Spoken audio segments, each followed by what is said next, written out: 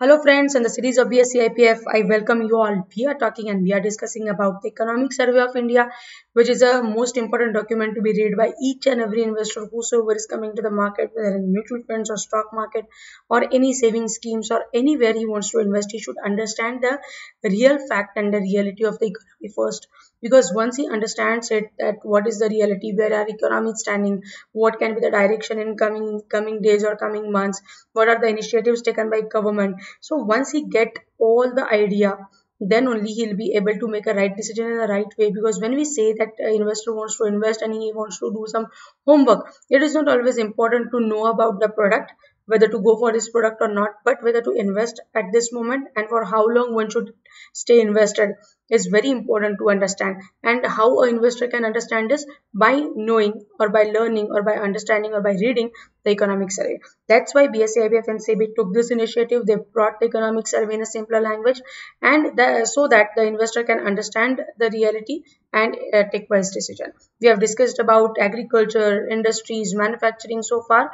We have also discussed about the inflation inside the country and outside the country. When we say that there is inflation in the country, we should understand the consumer price index and WPI, which is a wholesale price index. In WPI and CPI, we saw the contribution of food in last session, but today a topic about which we will be talking is fuel.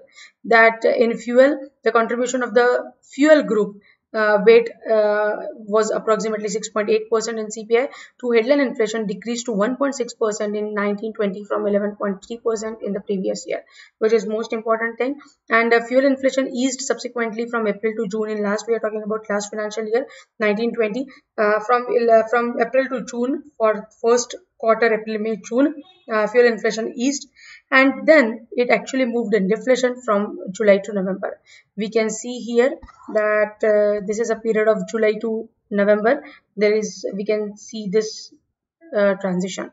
In the international market of LPG, we can also see it here that from April to November, or April to almost October, there was a sharp fall in the international prices of LPG, which is followed by the green line, which is a LPG in domestic way. So there was again a muted pressure, that muted price pressure in the major fuel items.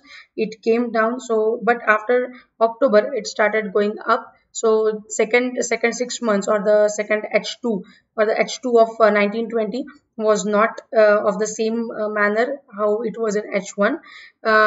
From this October, November, December is a time of winter also. So in winter times there was a demand of firewoods, which also added to the inflation of fuel. And then what happened, that whosoever the companies which are manufacturing the oil marketing companies, rather not manufacturing, oil marketing companies, they raised the prices in the calibrated manner to eventually phase out the kerosene subsidy, and that actually increased the prices of subsidy. The pink is the kerosene prices. So we can see it here that it is increasing in a calibrated manner, and the green line is of the LPG, which we have discussed it so far. So electricity inflation, which had largely remained in negative territory during the April August, we can see it. We cannot see anything purple here, but from here the purple line is also there. So adding everything, electricity inflation, which had largely also recorded up in the H2. So reflecting these developments and the strong unfavorable base effects, the fuel inflation turned positive in December 19 and reached the intra-year peak of 6.6% in March 2020. So this is how the fuel added to the inflation.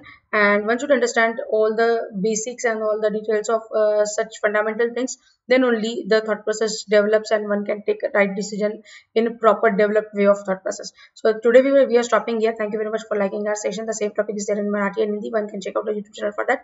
Again, repeating the entire all these sessions are coming to you by the initiative of BSI and SEBI. So don't forget to say them thanks after the session. Thank you very much.